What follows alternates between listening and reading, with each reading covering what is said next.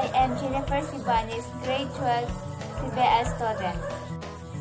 This is my presentation.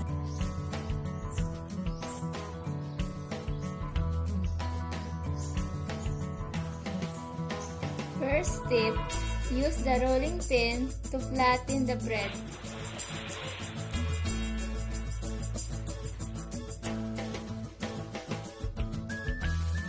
Second step, slice the edge of every corner of the bread.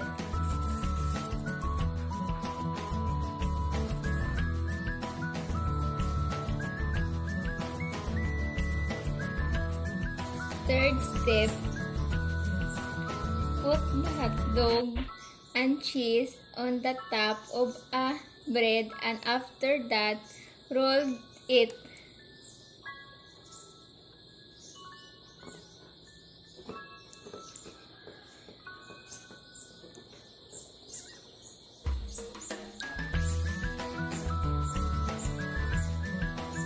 Next is egg. Just mix it until it melts.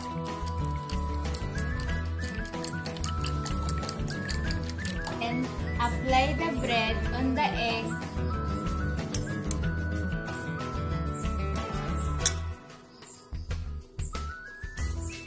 And also put the bread rolled on the breadcrumbs.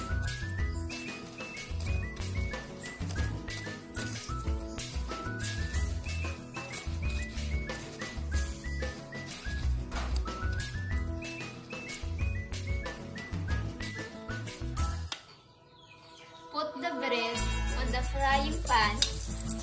Wait until the finished.